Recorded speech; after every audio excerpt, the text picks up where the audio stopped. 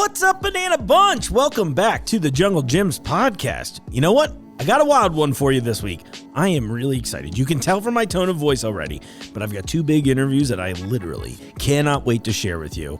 But I'm going to have to a little bit because I got some stuff to say first. But this week is the first of our big seafood spectaculars, right? Part one. I know I've teased this for a little while on the show. Unless you're new to the show and this is your first episode, well, what a great one to jump in on. But I'm finally dropping what I'm considering the first part and what I hope becomes a series for the show. Our seafood specialist, Ross, is on a whole other level with his knowledge and passion for seafood. You're going to learn so much information that you will later probably use on dates. You're welcome.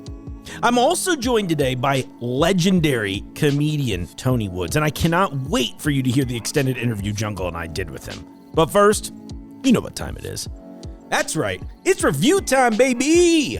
All right, I had a goal of hitting 100 reviews by the end of this month, which is December, okay, 2021. Let's be very specific in case you're listening in the future like, oh, Mark has goals.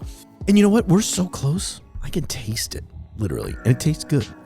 See, reviews and downloads help us sit in the almighty Apple Podcast ratings. Now, I may be steering the ship on a top 100 food podcast. Yeah, that's pretty cool, right? But you can imagine that I'm in competition with some huge shows that have been around for years and years and already have thousands of reviews. So, this means I need your help. A short review of this show keeps us winning. And guess what? It's free to do. If you want to support a show that you love like this one, hit us with a review on Apple Podcasts and make sure that you subscribe to the show, download the show, and share it with your friends. One of my biggest personal goals for 2022 is to not hear anyone say to me, Jungle Gyms has a podcast?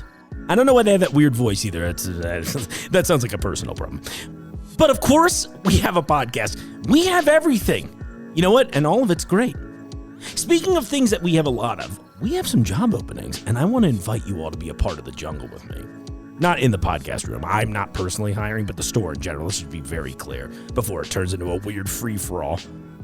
You're going to hear more details about this in coming episodes, and honestly, even today, you're going to get a teaser of how we headhunt people from all over the world. And that's not a joke either. I know for a fact that we have listeners all over the world right now. I can even see what countries you're listening to or what states in the US you're listening from. Maybe you have a passion for food or a special skill set, and if so, we want to meet you. I'm being serious about this. Shoot me a line at podcast@junglegyms.com. In the meantime, if you heard this and said to yourself, well, I want to be a part of that crazy place, and guess what? I'll get you connected. Sound good? Great. Okay, so first up today, let's chat with Tony Woods. And if you're saying, Mark, legendary comedian, Tony Woods, tell me about him. Well, they say that there are two types of comedians. Those who say funny things and those who say things funny. I kind of feel like Tony's both. Watching a master of the craft like this perform is something you rarely get to see, right? And knowing that he has mentored so many great comedians over the years makes so much sense. The guy is just consistently, effortlessly funny. Now, if you want to pause the show real fast and get a quick sense of Tony's work, one of my favorite recent pieces can be seen on Netflix on the also hilarious Tiffany Haddish's show called They Ready. I thankfully got to see Tony once again at one of the best comedy clubs in the country that just so happens to be right down the road from us here at the Jungle, called Go Bananas Comedy Club. And when I saw Tony and he talked about going on the Joe Rogan Experience in a few weeks, I was like, you know what? We gotta ask this guy in. I felt like tying him in with the seafood episode was a good idea as well, because while he was here, we spent a bunch of time touring the store and playing around with these like 30-ish pound lobsters with Ross, who again, you're gonna meet right after this segment. Anyway, I also had Jungle come down and join me because he's always a great time, and I thought that we could both learn a little bit about the world of comedy. I mean, where else but Jungle Gyms would you find a world-class comedian hanging out in a podcast studio? Yeah, nowhere. Jungle Gyms. That's what we do. Anyway, Tony, thank you so much for your time, man. Thank you for coming in, and let me kick this off with what might sound like kind of a basic question, but how did you know you were funny? I didn't know. You didn't know? I didn't know. As a matter of fact, someone told me. You know, I know you're the same way. You talk to somebody, sometimes they'll laugh, but every once in a while you'll talk to somebody, you'll say something, and they won't laugh, they'll just go, that was funny. That was funny? Like that. They'll say that was funny, like they won't laugh, they just go, that was funny. Like you'll say something, whatever it may be, and they'll just go, that was funny. Like they, instead of laughing, Yeah.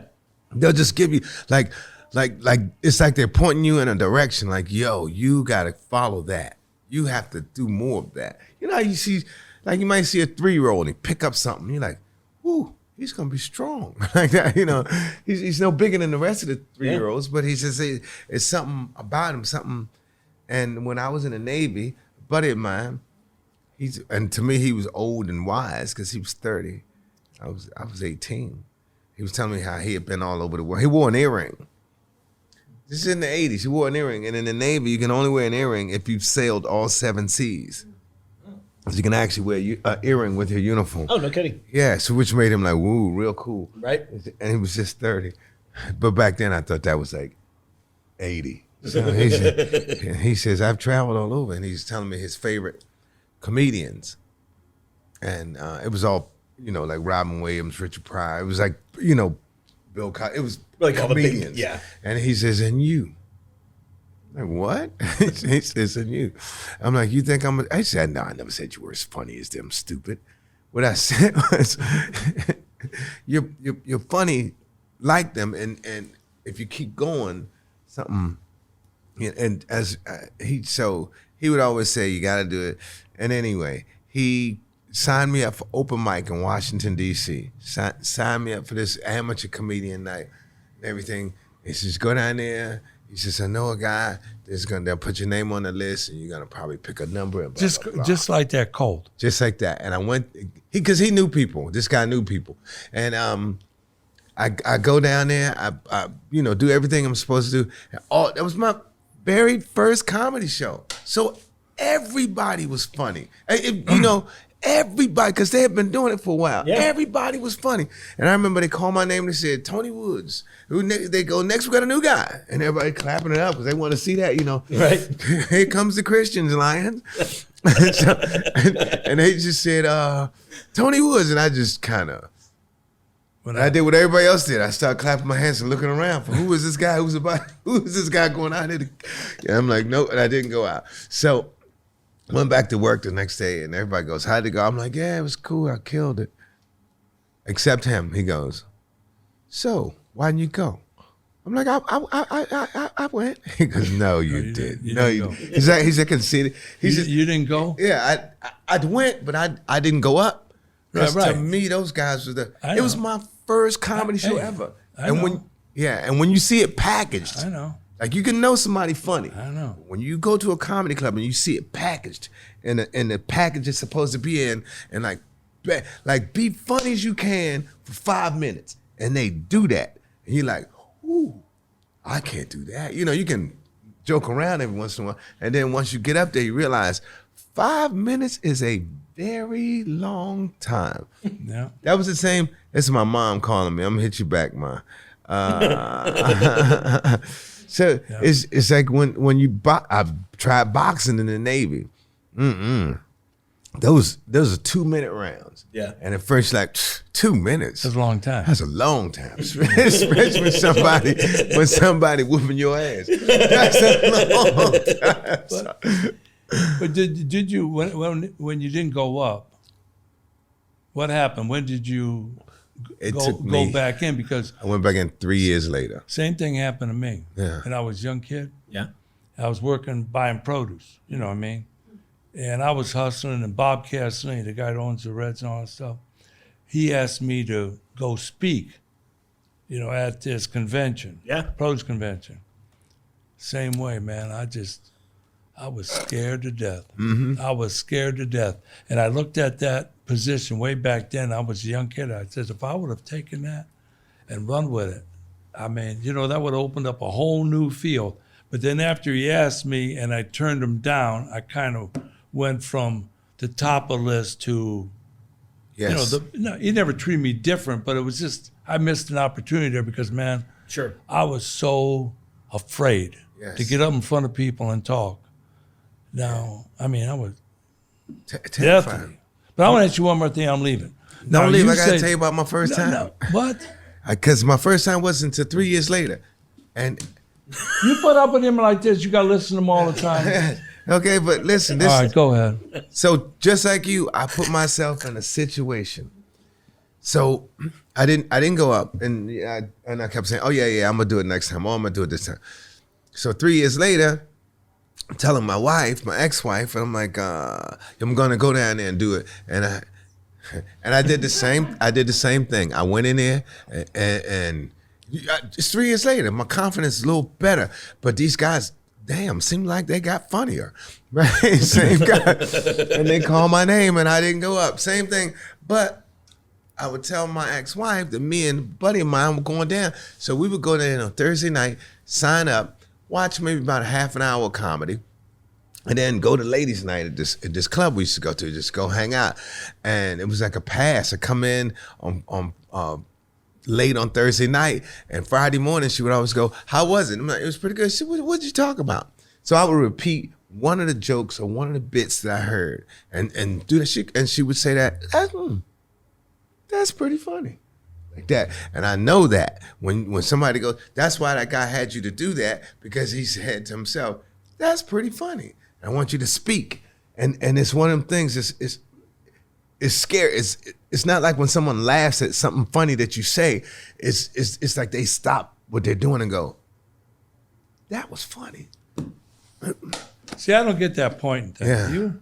I feel Yeah. like I mean, I understand. He goes, now that's funny. Yeah. So with all these comedian shows, well, how do they get the people clapping? Do they turn up something? Is that all fake? No, they're making them laugh. And so here's what happened with me. My ex-wife started to tell people that I'm doing comedy. She's telling everybody I'm doing comedy. And I'm like, don't tell him. I don't want everyone to know. Because I wasn't doing comedy. Yeah, I was not only lying to her, but I was really, really lying to myself about not doing it. And then I remember, and it was the third Thursday in May, and she said, the executives are going out of town on a business trip. I don't have to work tomorrow, so I'm gonna go with you tonight to the comedy club. Oh my God! Oh my God! Oh my God! All day long, this is me writing stuff down. Ah, that's no good. Writing stuff down. So that whole day was just horrible. So with my buddy who used to go with me, he says, "Look, remember you talked about this? Remember you talked about that? Just don't do that. Oh yeah. That'll work. How do we know it's gonna be 5 minutes long?" I said, "Man, don't worry about that. You all right? You'll wing it." Because it's not him, it's me who has to go up there. But anyway, so me, him, and her, we go down there for the first time. And even the MC said it. He goes, "We got the infamous new guy again." Because I was put my name on the list and never go up. And it says Tony Woods. And I stood up, right? And he looked at me like, he looked at me like, "I see you here all the time." So, but now it's like, you, and that was the longest walk to that stage. I got on stage and I remember, I couldn't remember anything I had written down. And I said, "Hey, you guys look good. Hey, you guys smell good." And then some guy in the front goes, "Hey, look, his leg is shaking." Because my leg was shaking. And he was laughing. And I'm like, "Hey, your stomach is shaking." And everybody laughed. And I go, "But don't worry about it." I said, "Hey, dude, I used to be fat too. I was a whopping 70 pounds, which made everybody laugh." I said, "Because I was this tall." And boom, and the rest just came from God. And I just started talking about when I set my mom's bed on fire by accident. And then I remember that light came on. It was like, usually that means wrap it up. You're like, "Okay, thanks guys, blah, blah, blah, blah." I just said, "I'm Tony Woods, good night." Right? so really I probably did like 4 minutes, like, yeah, maybe 3.5, because you get 5. And they always say, "What do you want your light?" I didn't even know what that meant. at that time. Like they say, what do you want your light? So you say, give me my light at 3 minutes. That means I know I got 2 minutes to wrap up. Some guys say, give me 1 minute. They signal you. They yes. signal you like a literal so light. you know what's yeah. going on, so you know where you're at. Right? Yeah, it was basically shop talk. I didn't know. And he goes, he says, what do you want your light? I'm like, right in front. And he was like, okay, stupid. Yeah. and so when the light came on, man, I just said, good night, my name is Tony. I said, my name is Tony Woods. Good night. And came off and everybody's like clapping and cheering, and it was a rush like no other. And then that was short-lived. That was maybe 10 minutes of glory for me. And then my ex-wife said, now listen, you're funnier than a lot of these guys, and some of these guys have been using your material. No, that's she said. And she said, you need to go back there, because all the real comedians were hanging in the back. You need to go back there and talk to them about paying you. And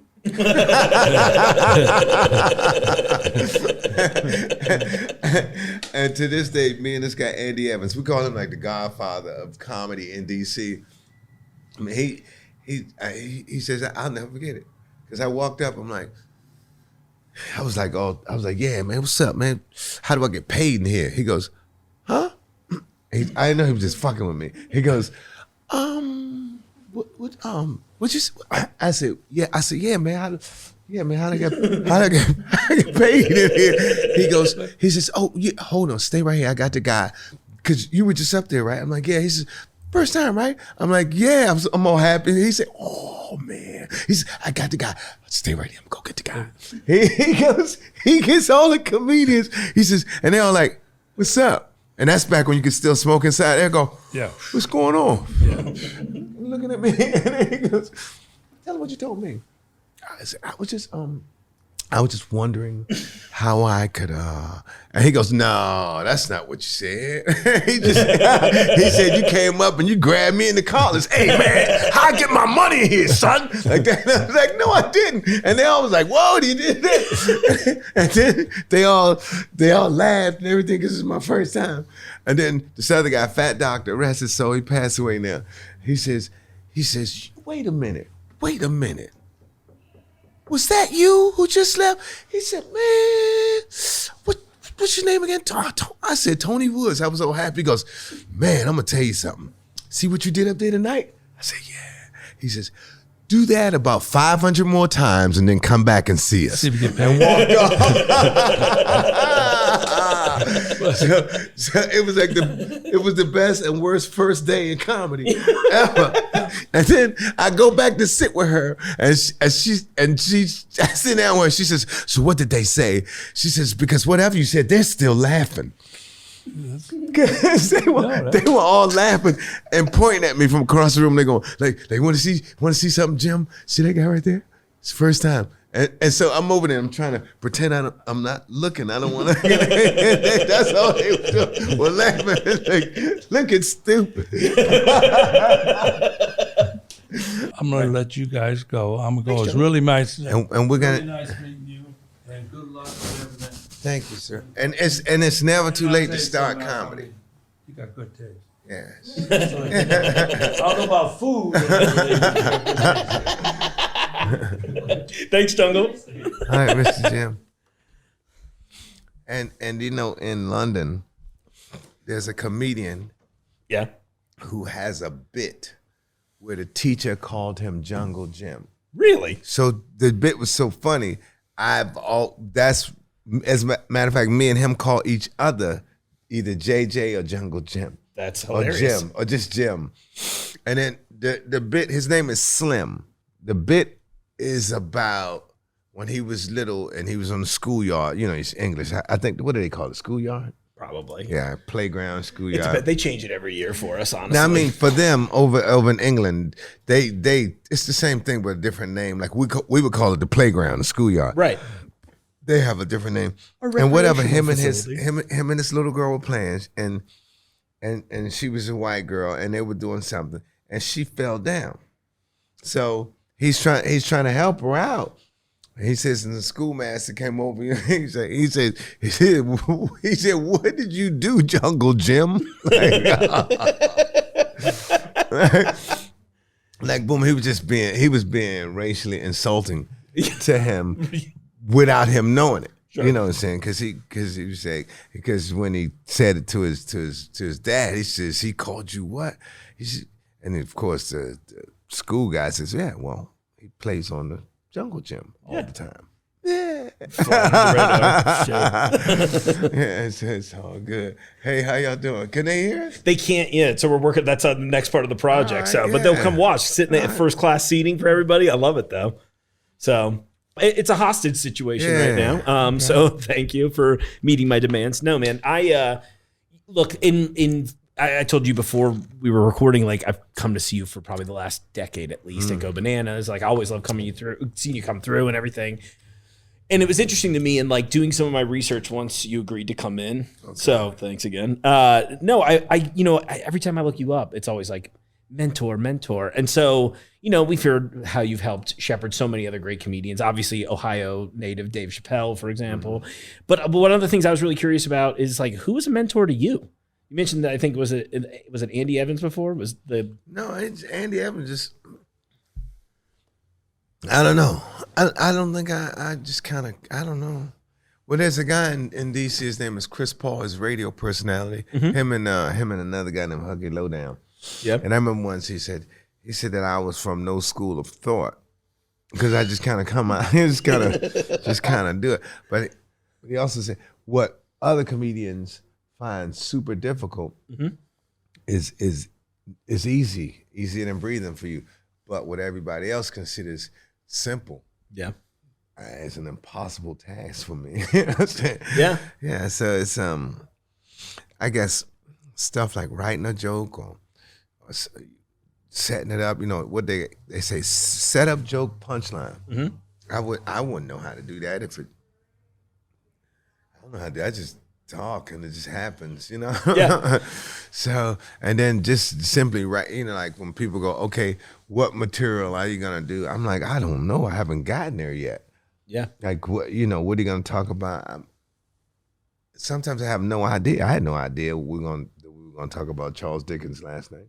I was into it though. Yeah, I was into it too. I was in the moment. And it dead ass looked like the picture. I mean, when we pulled the pictures of the show, it was great. I love it. It was like a little bit of interaction too. Yeah, it's a lot of interaction because wasn't nobody there. Well, one of the things I always like coming about like the first, like the midweek shows, I feel like they're always like a little quieter, but I like it because to me, I feel like I get to see the most unfiltered versions of the comics, right? Where I like, and I know I've known you for like a few hours now, but like to me, I kind of got that vibe where I was like, oh, I think I have a better understanding of who he is and how his thought process works better than I probably would on a Friday. Because if it was a Friday or Saturday with a big, thick audience, you're just gonna do the stick, right, and be done with it. But last night it was just some friends sitting around in the living room drinking too much, and talking. I loved it. Yeah, that's all. I've always I gotta ask this, man. Like when we had that couple in the front that looked like they were having the worst time of their lives. Every time I'm at a comedy show, there's always that one couple who's just like, they hate comedy. You are more focused on them than the other 100 people who are laughing their asses off. It could be 1,000 people laughing their ass off, and right in the front. They always get placed there too. It's somebody in the front just sitting there with his arms crossed. Just had a rough day and a rough life or and he want to just, why are you here, right, dude? I mean, that was how I kept thinking. I was like, literally, why? And I always am so curious about that from like a weird, just outside standpoint, where I'm like, I came to the comedy show because I'm excited to laugh, and I feel like you'll see those people who I'm like, you just don't seem excited to be anywhere. Yeah. Well, what it is they were on a blind date. And I think he was thinking she's old. Yeah. Because she looked like maybe 3 or 4 years older than him. Right. Enough. Yeah. Because he said he was like 19 or something like that, 20 years old. He said it with confidence. I'm 20. Like that. Next week. Yeah. And she was like, 20. Like that. Like she. Right. Yeah. Because she could tell she's maybe 24, 25. Sure. She seemed like she was having fun. She was having fun. And she was embarrassed that he was not having fun. Yeah. Yeah, so, they didn't. Yeah, it wasn't working. Shit happens. I imagine you've seen different waves and styles of comedy. And one of the things I kept thinking about was like, what is it like to see comedy evolve over time, right? Like, and I keep thinking about how I call it the TikTokification of things, right? Like when I first started comedy, the top guys, this was the pace. So, folks, how you doing? All right, it's good to be here. Blah blah blah. Hey, you ever notice about that was the pace, right? All the observational kind of shit. Yeah, right? and then maybe in the 90s, kind of everybody got more comfortable, got cooler, and comedians have been working on the road, and you didn't have to just go out there and do your stick. You could actually talk to people, and people were actually coming to see you. They didn't come to see a comic. They came to see you and your personality and your hang-ups and your shortcomings and all your good stuff. And so you could really be yourself then. Yeah. And so now with us, I would say us older comedians being filmed and stuff, and as your natural self, that means these new guys don't have to come out. They can be a version of a natural self. It's not even really them. It's influenced by your natural self and this and then so they come out and and now there's all these new ways they can get famous on Instagram or TikTok or something like that, and people rush out to go see them. They say, oh, like my son goes, Dad, you gotta go see such and such. He's so funny. Oh man. I'm like, well, I don't know him. So you gotta know him. Everybody knows he got like X amount of followers. And then they'll show me his stuff. And I said, what you don't understand? I said, yeah, this is funny. He said, Dad, you're not gonna tell me that you can tell me this guy ain't funny. I'm like, he is funny. But watch this. And it's funny. Woo, yeah, ooh. That was 30 seconds. Right. He said, but he's got like 10 of them up. Right? And I'm like, and look at him. Together, he ain't got 5 minutes. Right. But people are lined up to see him perform for up to an hour. Right. Yeah, man. I always wondered what those shows would be like. You know, and I guess that's me showing my age a little bit too, because I'm just like, what are they gonna do? And then is it like, are they hiring writers? You know what I mean? That's where my head goes immediately. I'm like, and I guess that's half of it, right? You kind of like cheat code your way into the game. I drove by the DC Improv one night on a Tuesday night. Yeah. Lying down the street. I'm like, what the? So I park, I go inside, I'm like, what's up? And the door's open. And I hear a bit. I'm like, oh, that's my girl. I gotta go in here and see her. Awesome. And one of the waitresses says, I didn't even think you knew her. What you mean you think I knew her? We done been on tour together and everything. Yeah. Because I'm thinking it's Samoa. Oh, yeah. It was not Samoa. Because I'm thinking if anybody's going to have the club, if anybody's going to have a line down the street on a Tuesday night, it's going to be Samoa. Right. But I heard Samoa's material come out of the room, same cadence, same everything. It didn't change a thing, same joke, same. And I'm like, I walk in, I'm like, who is that? Right. Who is that? And I remember I walked back out to the bar, I told the manager, I'm like, yo, dude, I thought that was some more. He said, you're going to hit some other people you know if you go back in there. I said, come on, son. But that was another little internet sensation. But I mean, it's been working for her because she's like movies and TV, all kind of stuff. No kidding. Yeah, I ain't gonna say her name. Let's keep moving. Is there a favorite country that you like to perform in outside of the U.S.? I guess I would say Amsterdam and Australia. Yeah. You said not the whole country of Holland. But I like Amsterdam and I like Rotterdam, and it's a couple other cities there. Yeah. But see, in the Netherlands, first of all, Dutch is English, French, and German mixed together. Oh, cool. Yes, and they speak English very well, and they get all-American television. Oh, cool. So they got a guy from England who flies. A comedian from England can fly. It's not even an hour. 2 hour flight, and they understand me better than they understand him. No kidding. Because they don't get English television. That makes sense. And like it's funny when you hear them speak English, and they always have like a LA kind of accent, because that's what they watch TV. Yeah. They watch American TV. That's so funny though. Yeah. Probably a quick way to learn. And I was always sort of curious about that with like how comedy would translate internationally there. So it's cool to always hear that, every time I'm like, you're always traveling around somewhere interesting. It's amazing. It's all right. Do you enjoy life on the road at all or no? Or I used to. Yeah. Yeah. Like when the pandemic first started, everybody was like, man, I know you can't wait to get back on the road. I'm like, I'm good. I'm just all for right. Grubhub. I'm good.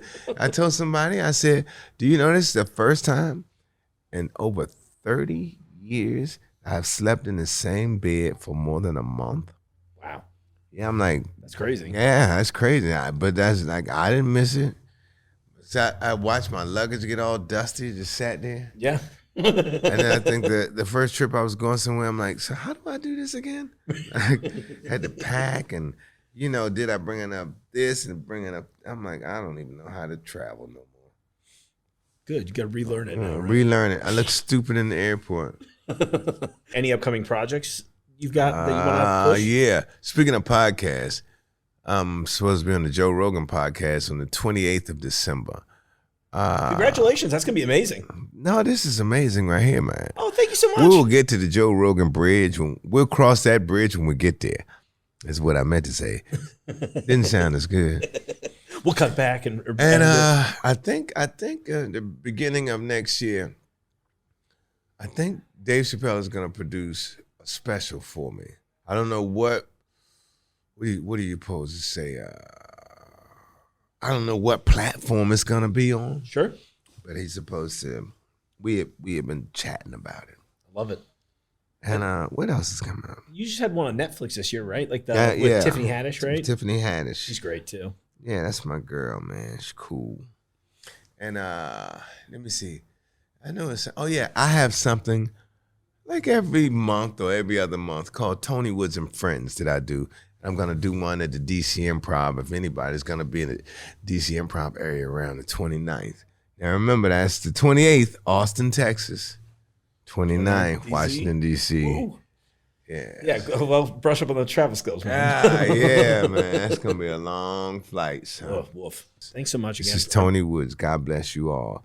And he's going to say something now, but I think I cut him off by accident. I'm stepping on you all day, man. No, thank you so much. Seriously, man. I really appreciate you taking the time. Tony, thank you again. I am truly honored that you joined me on the show. Thank you for your time. Thank you for your kindness.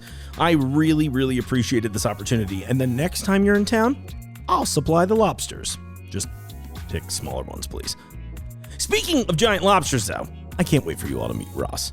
Now, as I mentioned earlier, we look for talent in our stores from all over the world. And I love hearing the story about how Jungle and Company headhunted Ross and brought him to the Midwest, a place that's not really known for its bodies of water or fresh seafood. I think that this kind of thing is one of the many cool and unique things about Jungle Gym. So again, keep that in mind if you're listening to the show right now and going, damn, I want to work there, because we'd love to have you. Anyway, with that in mind, let me blow yours by introducing you to the seafood master himself. That's my title for him, probably not his. He probably has a cooler one. But meet Ross. Before we dive too deep in this, because I have a feeling this is going to be one of my favorite interviews of the year, although I keep saying that every time. Right. But it just means that they're getting more and more exciting to me as we go. Tell me about yourself, man. How did you start in the world of seafood? Well, I started when I was young. When I was 12, my next door neighbor was the lobsterman. My uncle was the lobsterman, and I lived with my grandparents on the farm, and they're super old school. Mm-hmm. So that's how I got my first job. My grandfather made me work as a stern man on a lobster boat. I'd bait lobster bags. Sweet. Yeah, man. All summer vacation. Yeah. Just, banding lobsters, doing all that. And then all my money I'd give to him. And that was my lunch money, my school clothes, and my first set of golf clubs, everything. Yeah. All growing up. And then as I got older and a little bit more freedom, I remember riding my bike because we lived right on the ocean pretty much. Yeah, where were you? Searsport, Maine. Oh, okay, cool. Yeah. So I'd ride my bike right to the ocean, and at low tide, I'd dig clams and pick mussels off the rocks, and I'd have a 5-gallon bucket on each handlebar, and I'd ride them back to my grandmother. She'd cook them up for dinner, and then at high tide, I would ride my bike back, and then I'd catch mackerel, and then once I got able to stay out at nighttime, then I'd use the mackerel at night on the causeway for bait for striper fishing, and catch the big stripers. So, yeah, it's my life. I eat, breathe, and sleep seafood. It's a passion, and same thing with my family and my kids, my wife. That's how everything started.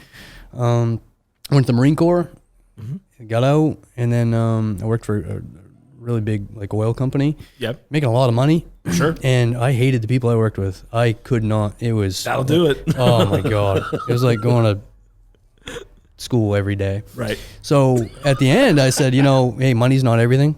Yeah. I love seafood. I'm going to do what I want. So I went, there's this gigantic seafood company that I went and said, hey, my name's Ross. I don't know if you're hiring or not, but I'd love to work for you, and I'll prove myself. I'll work from the ground up, do whatever it takes. And I started for $10 an hour. And at the end of the fall, I said, shit, I know money's not everything, but I don't know if I can pay my bills. Yeah, right. And the owner, I remember, he's a great guy. He came in, and it was like the day after I was thinking that in my head. He came in, gave me like $5,000, and I said, hey, what's this for, sir? He said, just for you being you, who you bring to the table every day. And I just, no matter what job I was doing there, I was damn sure I was going to be the best crab cooker there was, or I was going to be the best delivery driver or seafood packer or whatever. So I worked my way up the ranks, did, sales manager, and then I was a general manager. And next thing you know, I'm running one of the biggest shellfish companies there is. Oh, no kidding. Yeah. So they wanted me to move to Boston to help with our Ipswich plant. Okay. And I was absolutely not. Absolutely not. I like working with you assholes once a month, let alone every day. Plus, the cost of living is completely different from Maine to Boston. I bet. Like, obviously, the accent's close, but cost of living is not. So, we agreed to disagree. I put my resume online. Next thing you know, I have this lady in Cleveland calling me. She said, hey, my name's Diane. I'm hired for a confidential employer in Ohio. And we stumbled across your resume. We'd love to interview you. And I said, I appreciate it, dear. Thank you so much, but absolutely not. Right. There is no seafood in Ohio. And she's like, yeah, that's my point. So we talked for a little bit. She is very, very nice. And then 3 or 4 days later, she called back again and said, hey, I talked to them. They're willing to fly you out. If you got a wife, they'll fly her out. And we just like to meet with you guys. We're like no place you've ever seen before. And I'm like, okay. And no, it's how it happens. It's so true, though. Yeah. So I'm like, well, I can't go anywhere for a confidential employer because I have a non-compete contract, and I'm sure I've already, I'm selling to you or selling to somebody who's selling to you or whatever. Sure. So I'm like, oh, it's Jungle Gyms. You've heard of them, right? And I'm like, well, no, Jungle who? Right. I'm like, what? No. So, like playground stuff? Yeah. So, I don't know. Next thing you know, my wife and I are on a flight. We're getting ready to touch down in CVG, and I'm panicking because it's like, hey, you're in Cincinnati, but I'm in Kentucky, and what the hell's going on? And my wife's like, you're downgrading? Like, you're going to a grocery store? Like, what are you doing? I said, no. I highly doubt it. And then all of a sudden, I came in, I took the tour, and crazy. The office is a 52 Matthews fishing boat in the middle of the store. Well, what is this place? A $4 million ozone, water purifier for the live fish. Yeah. And I got lost. I think I'm fairly intelligent. Yeah. I couldn't even find my way. I felt like a hamster. So I said, shit, this place is crazy. And the freedom, right? The freedom that you get to, he treats every jungle, treats every department here like a completely separate store. So that's what got me the most was, I'm a fish guy. I'm not corporate. I'm not suit, tie, or any of that stuff. So the ability to come in, you buy what you want, whatever price, make the customers happy. I want to create this experience here that you can't get anywhere else. I want it fun, cool, crazy. I don't give a shit. And I want it done your way because, you know, you've proven yourself. You got a good batting average and whatever. So that's what I do. And super, super fun. I hold a high standard, but I get to train and lead my people the way I want to. And it's that same bravado, like that seafood fishing bravado, like nobody cares, work harder. That's my whole message to everywhere. Like nobody gives a shit about your feelings, your emotions. They don't care if your dog died.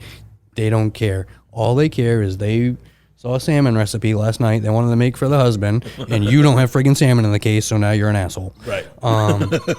So that's exactly what that we work towards. And if we're not getting the results that we're striving for, then work harder. And it's proven to work out great here, and I love it. I'm super stoked, and I'm glad I have the opportunity. But yeah. No, I'm sure I'll say this in the actual lead up to playing the interview on the show, but from like the moment I met you, I was like, now here's a dude who's passionate about what he does, like instantly. And I was hooked, dude. You came in to introduce yourself, and then like 40 minutes later, I was still like, this is amazing. And I have been retelling moments from that story, so I'm happy to have you here, so that and more happy because you kind of echoed what I hope to do on the show too, which is educate the consumer, right? And break the food chain, as it were. Before I dive too deep on that end, you mentioned about doing things big and crazy here. What are some of the things that are like such a Jungle Gyms exclusive in your department? Oh, I mean, at this point, we've done so many things that I have my crew challenge me. Like, hey, name a fish, say I can't get it, and I'm going to put it on ice. Right. And we got guys like, I bet you can't get an arapaima. Next thing you know, here we go. We're selling arapaima. Piranhas, whole sharks, whole alligators, scorpion fish, lionfish, live king crabs, live abalone. If you can think of it, and it's legal, right? Most of the time, no. No, if it's legal and you can think about it, I find it as a challenge and excitement for me. I love a challenge, and we're gonna get it in. So you showed me a fish I didn't even know could exist at Eastgate, and I saw it was here yesterday. The Opa, Opa's warm-blooded cool. fish, right? Yeah, it's the only known warm-blooded fish in the world. Super, super cool fish. It's dense, very good Hawaiian theme fish. Oh, okay. Grill it with like pineapple. It's amazing. But yeah, it's the only normal warm-blooded fish. Takes these big pectoral fins, orange fins, flaps it, generates blood flow, and it keeps its body temperature warm. So cool. Yeah, super cool. But they're all cool, and right. Just I like learning about that stuff, and even looking at the Opa. As soon as you said you're like, warm-blooded fish, you're like, it uses the fins to pump the blood. I was just like, you can kind of tell. I don't know if it's like the orange coloring or whatever, but I'm like, oh yeah, no, it totally makes sense. It looks different, and so I'm kind of loving that. I'm like, just peeling back this veil of this world that I've enjoyed eating from for a long time, but I don't know anything about. Yeah, the hardest part for me is I get super excited over completely different fish than anyone else. I'll see a scorpion fish. I'm like, wow, look at this cool fish. And then nobody gives a shit about it. And then they're like, oh, do you see that lionfish over there? I'm like, the lionfish? You care about the lionfish? Yeah. They're bigger brother. They're like, this will just hurt you. It might send you to the hospital. This guy will kill you. And you don't care about the scorpion fish? Right. Like stonefish, scorpion fish, lionfish. So, we just get excited about different fish. So that's why I bring in like whole gators, whole sharks, and tunas, and everyone's like, oh wow, look at this. But I like more of the exotic, hard to get, challenging species that you really could only get in other parts of the world that are super, super delicacy. They're amazing fish, and you might love them. A lot of people are like, oh, I don't like fish. I tried it once and I don't like it. Well, that's like saying you don't like fucking vegetables because you don't like Brussels sprouts. Right. Really? Yeah. Or I don't eat any meat because I don't like pork. That means you don't like any meat in the world? Right. So all these fish taste completely different. Absolutely. With different experiences. Some are flaky, some are mild. They, like, oh, I like cod because it's mild. Well, then you'll love haddock or hake or any of those things. Right. Or sword, tuna. There's so many different textures, profiles, different notes that will hit with you. So I always want to challenge people to try new things because I mean, I've brought home so many fish, and some of it's like, yeah, this blows. But other fish, like, this is amazing. And I'd never known it unless I, reached out and branched out and tried it. My 3-year-old son, his favorite dish is octopus. That's so cool. And he loves it. And my daughter's favorite dish is crab cakes. But still, unless you put these on their palates and try them, they're never going to know. They'll never know. Like, people look at octopus like, oh, God, I don't even know how to cook that, or it's disgusting, or they have their own theories about it. But if you prepare it right, give it a chance, you never, ever know. And I get it. It's scary. Just like cheese is scary as hell to me. It's expensive. I go to buy it. I'll take one bite and I'm like, this sucks. I just wasted $20. So cheese scares the hell out of me. So I understand how seafood would scare most people, but just try, filet type, get small portions, try it out, try different ways to cook it, and it's super, super good for you. And the best thing about it, it's the only wild protein you can legally sell. Like, you go into Jungle Gyms, the only wild protein that we can buy and sell in here is seafood. It's crazy to think about, isn't it? Nobody really realized that, and it pisses me off when it comes to like salmon. People come up, oh, is that farm raised? Yeah. Oh, I don't want that. Well, really? You got pig, you got pork, beef, chicken, turkey, peanuts. You got all this stuff in your cart. That's farm raised. Now, mine was farm raised in an ocean, cold, pristine waters in an ocean with natural biofilters like coral and oysters that are filtering the water and making it so in 40 feet deep, you can see the bottom of the ocean crystal clear. Yeah. But that's not okay. But the pig that's wallowing in its own shit in a 10 by 10 pen, hell yeah, let's bring it on. Bring on the bacon. So I guess it's just educating the people, you know what I mean? Yeah. But yeah, it's super wild. It's wild, and it's the only wild protein that we have, and it's one we have to hold on to. So sustainability is super, super key with us, because I want my kids to be able to do the same exact thing I'm doing. And if we don't treat the oceans and right and live sustainably, then they're not going to be able to. And our kids and their generation's not going to be able to. And we talk about farm raised to a whole nother level when that comes. Terrifying thought for the future. Yeah, and then, it touches on another subject where you talk about, wow, this is wild. And then somebody comes in and like, hey, do you have any butterfish? Oh, no, sorry, I don't have any butterfish. Well, what do you mean? How come you don't have any butterfish? I'm like, well, they're wild. They're wild animals. They didn't bite any hooks. Sorry. It's blowing 30 knot winds out there. All the boats are hooked up, tied up. They're not fishing for them. And if they were, they'd starve because they're only making 25 cents a pound anyway. They're a bycatch, right? Yeah. So a lot of people don't understand like that factor of it. And well, how come swordfish is so expensive this week? Well, if 20,000 swordfish are caught next week, the price will be pretty cheap. But if 3 of them are caught, the price is going to be pretty expensive. Yeah. And it's all supply and demand, but you never know. I mean, they're wild animals. It's like telling a deer hunter, hey, I need you to go out and I need an 11-point deer that's between 200 and 210 pounds. Okay. You're right. Be happy you got a friggin' deer. Exactly. Right? So we do the best we can. And thankfully, because of where I came from, I have super, super close relationships. I text the fisherman directly. I know the lobster fisherman that fishes for us. I know me and him are really good buddies. We live 3 miles down the road from each other. Oh, no kidding. He lives in a gray and blue Cape on Cape Jellison Road, Stockton Springs, Maine. Salt of the earth guy. Love it. Yeah, really great. But because of these connections, I'll be like, hey, I need 2 swordfish, 2 tuna, 2 whatever. And then they're texting me and they're saying, oh, hey, Ross, we didn't get that, but we got 3 mahis. You want those?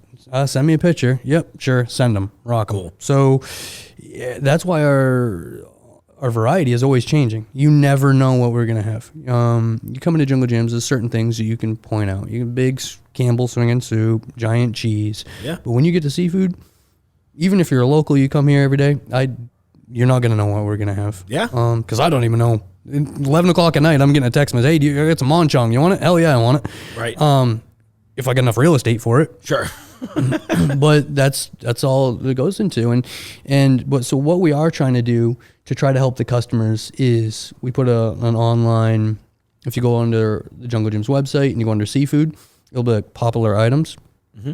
And I have both stores under there, and that's pretty much our whole fish, fillets, shellfish, what we have at each store. And I update it twice a week, so you can go on there, look on there, and Oh, cool. Yeah, you can see what we have in current inventory, and the price of it, and it will show like some are coming in Friday, and it'll just give you at least a brief rundown to what to expect. I don't want you to travel 2 hours and for something, and we may not have it just because, they've had walleye 4 weeks in a row, and then you get here and we don't have walleye. Right. So I do kind of like that it always does, shuffle up a little bit that way. yes, Keeps it exciting. the craziest thing about Jungle Gyms is I can put any fish on ice, and I eat, breathe, and sleep seafood, but there's still fish. I'm like, what the hell is that? Right. There's 63,900 fish in the ocean, and I'm like, what is that? Somebody's like, oh, how come you don't have a rabbit fish? I don't know. I don't know what the hell a rabbit fish is, but Yeah. I'm going to find out. Exactly. I'm going to find out and be an expert on it, and let's do it. So I bring in a rabbit fish, and sure enough, some guy comes around. He's like, hey, look, you got rabbit fish. I'm like, how the hell did this guy know that? Yeah. Because we have people from all around the world that go buy my cases every single day, all day. And it doesn't matter what fish I put out there, it's somebody's favorite meal. Yeah. And it brings back a memory. Like, oh, my grandmother used to cook this for me, or a childhood memory. Yeah. And that's what it's all about. When you can create those experiences and genuine happiness, like, oh my God, thank you so much. I haven't had this in 20 years. I can't believe you brought this in here. I haven't been able to find it. Yeah. I feel like for so many of those people almost are like, did I even experience this, right? Because it's like so infrequently seen. And then when it happens, it's almost a weirdly life-changing moment when you're like, oh, the thing I've thought about for half of my life still it still exists, and I can get it at home. Yeah, it's super, super cool. Gives me a really good feeling. And at this point in my career, it's more of a coaching mentality. I'm training and coaching my staff to be knowledgeable and just trying to help the customers and educate everybody. That's my hardest part. It's not buying the fish, training the crew, doing anything. My hardest part is educating people and just, hey, trust me, because what you think you know about seafood is probably wrong. Even though you've been doing it for 20, 30, 40, 50 years, doesn't mean it's right. You could have been doing it wrong 50 years, Right. So, And most people are too proud to ask to be like, yeah, am I like, doing oh, this no, right? I've been doing this for longer than you've been alive. I know what I'm talking about, huh? Yeah. But, so just trust me, open-minded. I've been doing this. This is my life. This is all I do. 11 o'clock tonight, I'll be emailing somebody about seafood, texting pitches, something about seafood. Sure. That's how I met my wife. I used to she was in a fish market. She was cutting fish behind the counter. That's us. You know what I mean? I'd take my kids down. They lived half their life in a car seat, delivering to restaurants and picking fish up from the docks. And I got so many pictures of us, grabbing right off the fishermen, sharks, tunas, lobsters, and just delivering them to different wholesalers and stuff. So, and just, I guess, come in open-minded, be willing to learn, and it'll blow your mind. Yeah. Seafood will blow your mind. I love the genuine passion. I love that you and your wife connected over a mutual passion. I think it's so cool. And, I never like to name names, but this is something you do not get in a corporate-owned store, right? Like if I went to the other big market here in town, right? No. They don't know any. And not to be mean to them, but it's a job, I would argue to them, rather than like a lifestyle. Well, it's like they're a super great company, and they're all great companies. Yeah, but, sure. But what has to happen is people suck, right? Honestly, You're right. People suck. They're the hardest part. If you ask any business owner, hey, what's the hardest part of your business? Well, the people. Yeah. Right? They cost the most. Your payroll is your highest expense. Right. And they're the hardest to manage, right? Because they always got personal issues, calling out, doing whatever. Right. So especially here in Ohio, in order for any corporate place to do what we do, you'd have to have 150 of me in every single store to educate to cut. Are you going to bring a 600-pound tuna into a giant grocery store and cut it up for everybody and show not. them? Right. You can't, right? Yeah. Because they don't know how to cut tuna, and there's only so many people that exist that have the drive, the give a damn, and the knowledge and the passion behind it. So it's too hard. It's too risky. So, Jungle's like, hey, do you want more freezers? No, I don't want more freezers, because any one of these stores buy things by the metric ton, frozen, that's has tripoly in it, all kinds of chemicals, whatever. They sell it for 5 cents a pound, and there it is what it is. But it's a different clientele than I'm trying to reach. I'm trying to reach actual seafood foodies, right? Yeah. Seafood. I'm a seafood specialist. That's what I do. And I want to bring things here that you can't get anywhere else. So when you talk like lionfish, scorpion fish, sushi grade bluefin tuna, certified organic salmon, you just name it, right? Triggerfish, doctorfish, milkfish, hilsha fish. They don't have those. The reason why they don't have those is too hard. It's too hard to manage. It's too hard. I mean, it opens a whole big thing of worms. You have, completely different vendors. You have more invoices to pay. You have different fish that you have to cut up, fillet, real estate that you have to try to figure out where you're going to put it in the store. So fresh is hard. It's very hard. It's usually the most profitable because it's hardest, right? But that's why they don't do it. It's too much risk involved. So they just step back, like, hey, we're going to stick to frozen. Sure. That's what it is. It makes sense, too. I mean, especially because like the spread and reach, it's going to be hard. Like you said, it's hard to kind of automate all that, right? Yeah, and then especially they have like these big, like a hub, headquarters. Like I used to sell to them. I used to sell to all kinds of these huge, giant grocery chains. Yeah. And they have to pre-pack it, tray pack and all that stuff. But if you can imagine a fresh fish going into one location and then it gets branched out to like 10 different stores through there, it's very, very hard to like make it personable, to have that story. So we have fish here. We have some of our fishermen are outfitted with GoPros. They take, for instance, a tuna. We had one of the guys from Freeport, Maine, caught a tuna, filmed it coming in. We have that film up on our TV with a fish right on ice. That's so cool. So here's a video of the fish being reeled in. Yeah. Here's the fish. I'm gonna cut it up, and then Tim, one of my guys that works for me, he cooks like a bastard. He's gonna cook it up. You can sample it, and it's for sale right here for $23.99. So you get the whole experience. You can watch the fish be reeled in. So cool. See it on ice. You're going to watch it be cut up. You can buy it and you can taste it all right here, right now. You can't get that experience there. You just can't. They're too big, right? So Jungle Jim's, the best thing that I like about it is its big company capability, but small company feel. Right. You get that mom and pop type touch where we know our customers. Oh, hey, you want 2 branzini filleted, right? Skin off. Hey, yeah, how'd you know? Because you come in every Thursday and you get the same damn thing. Right. But no, we know all of our customers. They text me. They all have a favorite person they like waiting on them, which is super cool. Yeah. Same mom and pop feel, right? But we can buy 85,000 pounds of snow crab and knowing when to stand up and duck because they are wild. I can typically do it better than the competition because they're not seafood guys. They're not fish guys.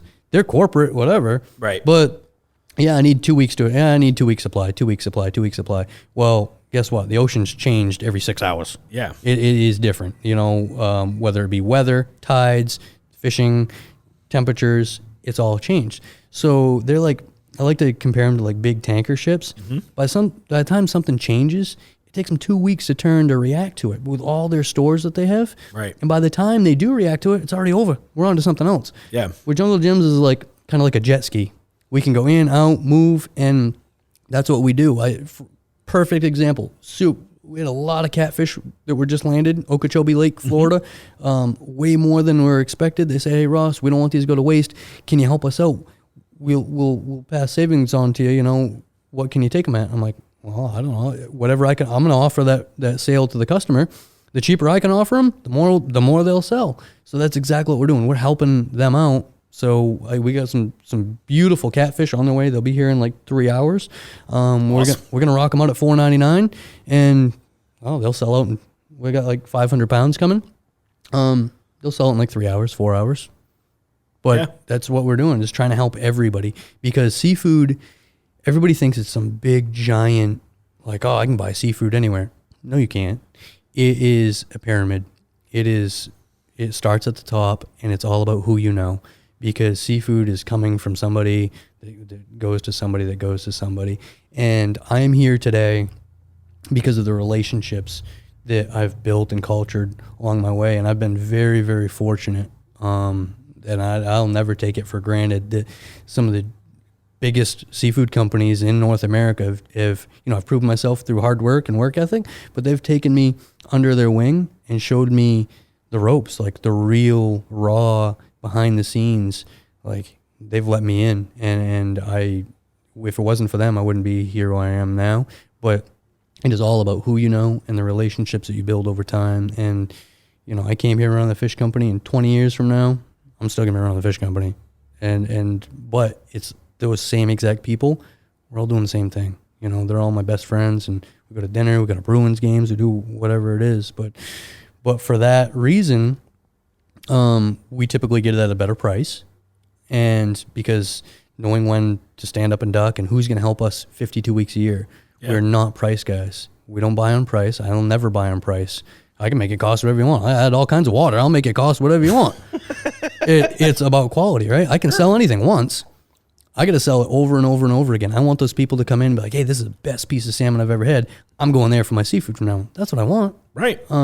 So when we first met, you told me a lot about freshness, right? And I learned, for example, that fish typically last a lot longer than the 12 hours it seems to in my fridge. And I think that might be because I'm buying it from the wrong people. So, I mean, I'm letting you loose on that one. Yeah, exactly, right? So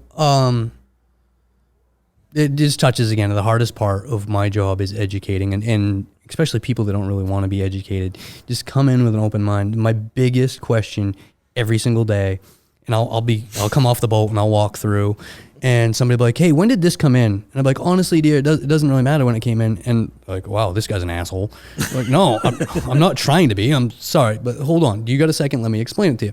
Because the reason why it doesn't matter when it came in is because, perfect example is when I got here at Jungle Gyms. I'm not going to say any companies' names, but we used to get delivered by 3 different companies, and they would deliver 6 to 7 days a week. But they were getting the same item that I was selling them. I was selling it from multiple different sources. So what honestly happens is, when I said seafood is such a small world and it's like a pyramid, it truly is. So I used to buy mussels from, say, Jonesport, Maine. I would buy them. I would sell them into Boston. Then Boston or Ipswich. I'd sell them into Ipswich. Ipswich would sell them to Boston. Boston would sell them to, say, Cleveland or Cincinnati or wherever. And then that fish company would deliver 6 to 7 days a week at Jungle Gyms. And the customer would come in. Hey, when did this come in? Oh, it just came in this morning. Oh, perfect. That means it's super fresh. I'll take some. Yeah, but it's 10 days old because it sat in their cooler for 2 days, it sat in my cooler for 2 days, sat in Boston's cooler for 2 days. And then, that's the vicious cycle behind it. And then, but when I came here, I'm like, no, screw all these people. I'm going to buy it from the same people I always bought it from. And we own it super cheap. And that's why you can get, how come I just went to Florida the other day and I went to Texas. Both places had grouper. One was $32.99 and one was $29.99. Well, we have grouper all day, every day for $19.99. Well, how can you get grouper in Ohio cheaper than you can get it where it comes from, right? So, something must be wrong with it. Must be previously frozen. No, it's just the connections. We're not getting it through 5 different people. Right. I literally have fishermen texting me all day, different fishermen from all around the country saying, Ross, we got this, we got this, we got this. And we get it for the best price, and we get it super cheap. But what that means is we'll get a direct shipment that will come in, the company will deliver, and, somebody will ask, hey, when did that come in? Oh, it came in 3 days ago. Geez, now I'll wait till you get fresher stuff. Oh, that sucks to be you, because that was swimming 4 days ago. Right. But they don't understand it, right? So when we buy super direct, it comes in. It was, like I said, it was here 3 days ago. It was swimming 4 days ago. They just don't understand the concept.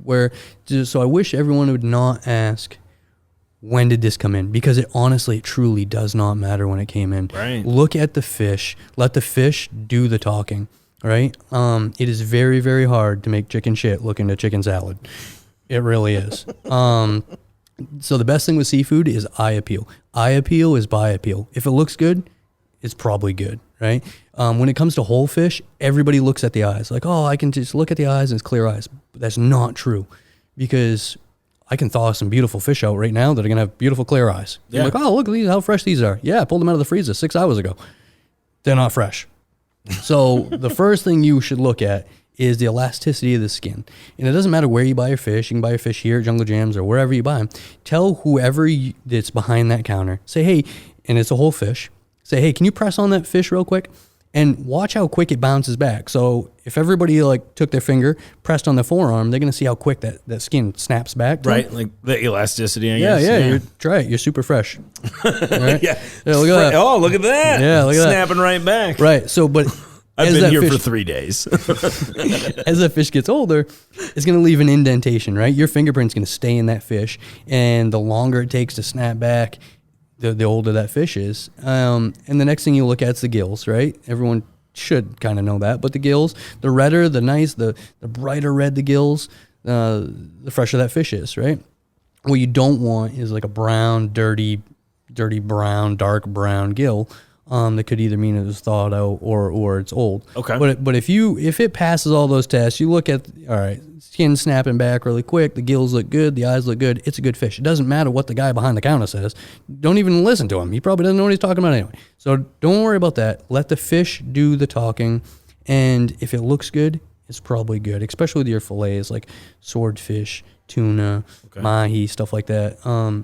If it looks bad, don't buy it. It probably is bad. And another thing when I come to Ohio is like the IE tuna. I want this, fresh IE tuna. You guys used to sell it. It's beautiful. It's pink in the case. Yeah, it's pink. It'll stay pink for 2 weeks in your case too. But it's not natural coloring. It's artificial. It's treated with carbon monoxide. It's a CO treated tuna, so it gives it that fake pink look. It's not the real deal. Yeah, it's sushi grade or whatever. Which I would assume then it's probably the same when you see the really bright orange salmon, for example, right? Exactly, right. And I would imagine that so many of us listening right now, myself included, of course, would be that type that's like, wow, look how brightly colored it is. That's probably good news. Yeah, we all want to get into the salmon conversation. I eventually do want to get into the salmon conversation. But it does touch the same things, right? That's like the farm raised piece of it. But so... yes, you're used to eating the ahi tuna that's CO treated, but you don't really understand. You didn't know. Like, oh, wow, I never knew that. But we have sushi grade bluefin tuna. And guess what? It's going to look like shit in 3 days. That's how fresh it is. Right. That's exactly how fresh it is. It looks like fire right now. Right. It looks awesome, but it's not going to because there's no chemicals. It's never been touched. It's not treated. Same thing with some of the shrimp we carry. I can eat shrimp that have been treated in tripoly. Almost every shrimp that you're ever going to eat, it's been touched in tripoly some way, shape, or form. Really? What does that do for it? It helps with shelf life, right? It also turns 1,000 pounds into like 1,200 pounds. Oh, so okay. Yeah, you're not really always getting what you pay for. So everything is cocaine, right? Like it's just everything's getting stepped on eventually. That's what I was just thinking the whole time. I was like, oh, okay, this is Narcos. Right. Yeah. But you usually get what you pay for, unless but with the salmon piece, it goes the same thing, right? Yes, salmon is farm raised. All Atlantic salmon is farm raised, or it's illegal. So some people are like, oh, I get Atlantic salmon fresh. No, you don't. Or it's illegal. You can recreationally go out and catch one, but there's no commercial fish around it because they're endangered or whatever. So we do have fresh Alaskan, salmon when the season comes. But other than that, when it's not in season, they're wild animals. There is a season. There's regulations. If there wasn't, there would be none. Right. So outside of that season, you're limited to previously frozen or farm raised. Now, everybody comes in like, oh, geez, now farm raised is amazing. Tai salmon from Ora King, best salmon in the world. Amazing salmon. Farm raised. Okay. It's like $40 a pound. Sure. But it's farm raised, right? And the reason why it's so good, and all of these good, is because salmon farming was developed by Norway like 40, 50 years ago. But they also perfected it. Okay. Yeah. I'm sure they did things that weren't good at first. It looked like a puppy mill running in there, all kinds of salmon flopping around each other. Because what are they trying to do? They're trying to stuff as many of the pens to get them to market as quick as they could. Yeah. And it didn't work out well for them. But yeah, they perfected it, right? Norway kind of went out and said, hey, we're going to utilization rules. So we're carrying a carrying capacity in our pens. So we're not going to raise as many salmon in our pens. If they hold 100, we're only going to raise 45. Okay. Perfect. So then the environmentalists, the people were a little bit happier about that. So then next thing you know, they're raising in copper nets because the copper there's no algae doesn't grow to copper. Oh, okay. But then they're finding it was hurting the wild langostinos in Norway. And they said, well, geez, this sucks. We can't do that. Long term, we can't do that. So they said, we're going to have to use nylon netting. But nylon netting, algae grows to it. Well, we're going to have to hire divers and go down and clean our nets 3-4 times a week. It is what it is. So they did that. And then, they treat antibiotics for sea lice. Sea lice is like ticks to a deer, like a moose or anything like that. So ticks on an animal, kind of like sea lice to salmon. So they used to pump them full of antibiotics because you get so many on these things, they'll suffer and die in diseases. So they figured out that reese fish eat sea lice. So, hey, we're going to raise reese fish in with our salmon. They can eat the sea lice, and we don't have to treat for any antibiotics. But it can go on and on and on. But what I'm trying to say is anytime something good for the environment, the fish, or the people comes out, it's always Norway. Norway leads it. And then Interesting. 4, 5, 6, 7 years later, other people copy it. So I'll get this company in, hey, I'm from whatever, and we raise our fish in nylon nettings, yeah, you and everyone else. So it's just marketing at that point. But what I want to say is all of the fish that we have here at Jungle Gyms doesn't matter what kind of salmon you buy, Norway, Faroe Islands, Scottish, it's all antibiotic free, no growth hormones, all fed human grade fish trimmings, right? So what gave salmon farming a super bad rap was the Chilean salmon, right? And it's the most sold salmon in the world. Okay. It's the cheapest salmon you can buy, and that's what you buy at every big chain store, right? And you're never gonna know that it's Chilean salmon, because they're not gonna say, hey, we got shit salmon for sale. Right. They're gonna say we have Atlantic salmon for sale, because they don't want to come out and say it. This Chilean, right? So if you look at the bottom of the tags, usually they say product of Chile in like 2 font, right? Color added, and but me writing my name on the board in grade school. Yeah. So yeah, well, that's what it is. So they'll say Atlantic salmon, and I'll have customers go, do you have Atlantic salmon? Yeah, it's all Atlantic salmon. Every one of you. You're a human. I'm a human. Right? Yeah. You're from Ohio. I'm from Maine. Whatever. So it just depends. They're all Atlantic salmon, but it depends on where they're raised. And different countries have a lot different standards and higher standards. So any of those European countries, you got Norway, Faroe Islands, Scotland, Ireland, amazing fish. You can't go wrong, right? Okay. The water is super cold. They got a high fat content. For the most part, they do everything the right way for longevity. Now you have what I was talking about with the Chilean salmon is, hey, we're going to feed our salmon chicken meal. And we're going to get them really big, really quick so we can make a lot of money. Yeah. But it's super cheap. And I would say probably 90 out of 100 restaurants, supermarkets, or anything, buy by price.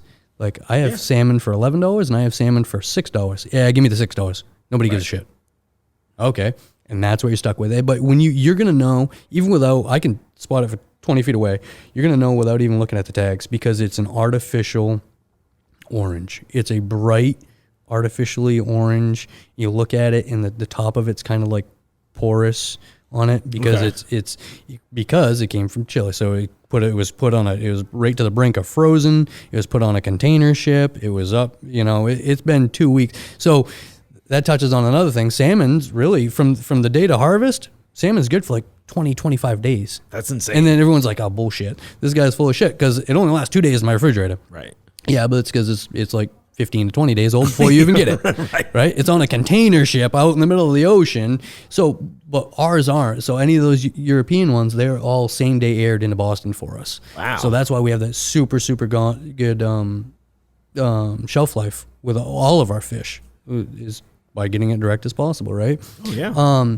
But that does touch another thing about, like, I just bought some Opa, and I was pissed off. I put it in the door of my refrigerator, and 2 days later, it was garbage. It was garbage. It was in the door of my refrigerator. Like, what do I expect? I open the door, it goes to 50 degrees. Like, Sure. So it's not held at the same standards that we have. We have ours cold. It's on ice. It's super cold. But if you keep your fish in your refrigerator, put a bag around it. Don't let the ice like touch it directly because it will bleach it. It will water it down.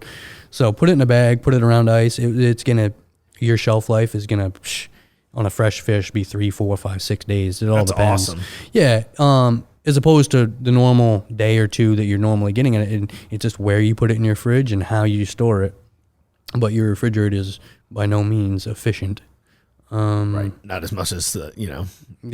Yeah. Before I go, the artificial orange color. What are they like pushing krill or something? Like, how do they get the bright? Weird color. Well, so like salmon naturally, like a flamingo, right? They're colored for what they eat. They eat shrimp and krill, and that's what turns the pigment of their skin, orange, right, or pink. But obviously, it's not gonna. Chicken meal isn't gonna change your skin pink, right? So that's why you have to add color additive in it to make it an orange. But the problem is it's so artificial that we can tell. I can tell. It looks like a highlighter. Right, exactly. And now that I know, I'm like, I'm almost mad at myself. You know what I mean? Yeah, and side by side, you can definitely tell the marbling, the fat content. You look at ours, and our salmon, it doesn't matter what kind of salmon you buy, has like white pinstripes in it. That's the fat. That's the marbling in it. That's what you're looking for. And wild salmon doesn't have that, right? Oh. So they're swimming around looking for the next meal. They're wild animals, right? Right? It's not like they're just sitting back, getting fed grapes, eating fat, and getting fat and happy. Our salmon are in pens in the ocean. They're not raised indoor. They're not raised in friggin' swimming pools or anything like that. They're raised in the cold ocean waters, and they're swimming around. They're getting fed, hand fed. Most of them are all hand fed. Oh, wow. Especially at Wester Ross, they're all hand reared. Really, really good quality fish. But they're just swimming around. They're not congested. They don't have to worry about the next meal. They're just sitting there getting really big, really, really nice and fat. And they're older fish. They're not 6, 7, 8 months old, right? So it gives those flavors and oils time to mature and develop. So when you get that flavor profile, it's like, wow, this is really, really nice. And that's a completely different experience. So that's what you'll get with any of our salmon here. I know a lot of people are kind of pissed off that I did away with the Faroe Island salmon for now. Like, I love Faroe Island. I used to get this all-natural Faroe Island. But if you like Faroe Island, you'll like any of them.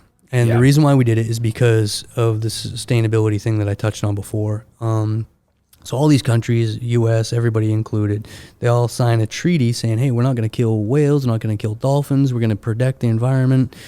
But what has happened is the Faroe Islands do usually go on a yearly spiritual whale killing ritual, and they do this ritual every year, kills 40, 50, 60 whales, some dolphins, and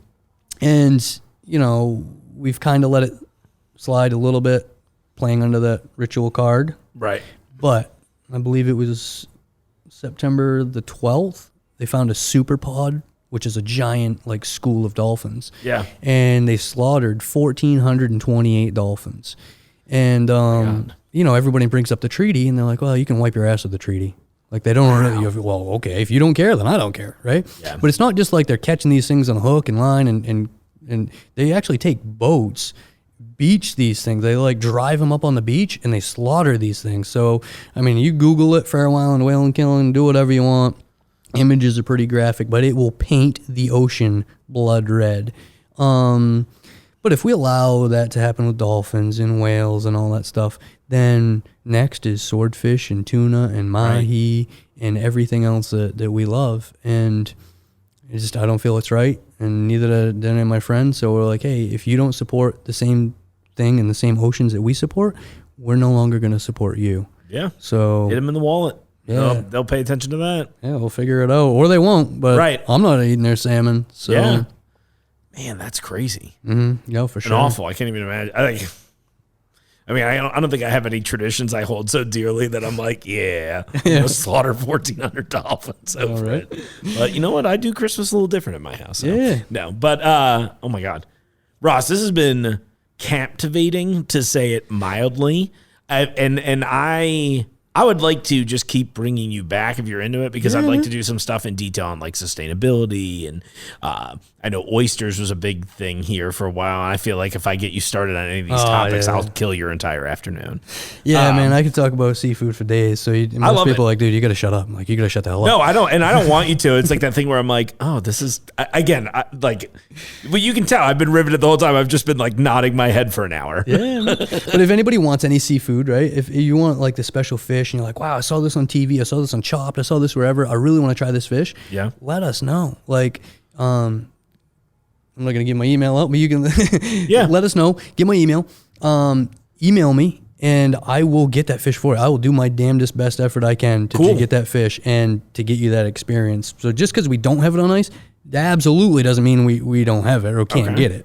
I think that's a challenge I'm going to take now, too. Yeah, man. It just, I mean, you'll know it. I feel like I'm not going to do good enough at this challenge already. I can already hear you be like, I've heard of that. I can find it. I'm like, damn it. But I'll work on that. I think that'd be fun, and then we could like try it on the show together. We got some mantis shrimp. I got mantis shrimp back there. Oh, I don't even. I mean, the strongest animal in the world. Like packs its punch is the strongest. It's like a equivalent of a .22 caliber rifle. Yeah, really, super cool. I'm gonna go check that out. Go check mantis shrimp out. But yeah, that's awesome. I could talk for days about what we have. Oh my gosh, yeah. Well, let's do that. I mean, if you're down, I hope you enjoyed this, because I definitely did. Yeah. So yeah, it's fun. Podcasts are awesome. Yeah, appreciate it. I've never even listened to a podcast before, so I don't know what the hell I'm doing. Hopefully you'll listen to this one. I don't know. Maybe I shouldn't. Wasn't that great? Wasn't he incredibly interesting to listen to? I'm a passion wrangler here. That's what I like about this job. You get to meet people like Ross, who's like literally a master of his craft. The guy is part seafood. I joked when I first met him. I was like, you're like the closest thing to a pirate I have ever met. And I'm here for it. Incredibly talented. We have such good stuff here in the store. So come in, come say hi to Ross. Go get some seafood from him, okay? You can high-five me on the way in, maybe through the glass. Well, another episode of the books. I hope you all are enjoying. We've got just one more episode left for 2021. That's amazing. I can't wait for it, too. It's going to be great. We've got all kinds of fun stuff coming up on the show. And you know what? I want to keep growing into 2022. So I know I mentioned my email at the top of the show, but podcast@junglegyms.com. Let me know what you want to see on the show. I've been really appreciating your reviews. I've appreciated all the support and kindness you've shown me. So let's just make this baby huge, okay? I mean, I don't want a huge baby. I don't want any babies at all. I would just like this proverbial baby that is the show to be huge. That's my goal. Now, I'll still have a steady stream of episodes for you, but I'm pretty excited about this. I'm going to Las Vegas around New Year's Eve for a couple of days, so I'm hoping I'll have some interesting stories to tell from that time, too. If you'd like to hear them, I don't know. I feel like that's a thing. I feel like we're growing. We're building what they call a parasocial relationship, okay? So while I'm going to ask you all to just stay jealous in the meantime, because I haven't traveled in like 2 years, but I also want to wish you all a very happy holiday. I know we've got a very popular one coming up this week, and it's that time of year, right? A little holiday action. So have fun. You know what? Listen to this with your friends and family. You'll be spending time with them. Just crank it up and let me do all the talking. That way you don't have to have any awkward conversations. You all can just drink and eat the fruit cake that we tried out last week and all that good stuff that you got here at Jungle Gyms. Okay? Well, come visit. You know, we've got all kinds of shopping options. It's always fun right after the holidays. Come in. Scream at me. You know, it's going to be a great time. But for real, thank you all so much for listening. As always, I'll see you out there in the aisles. The Jungle Gyms podcast is recorded in the WJJI studio inside Jungle Gyms International Market in Fairfield, Ohio. The Jungle Gyms podcast is produced and hosted by Mark Borison.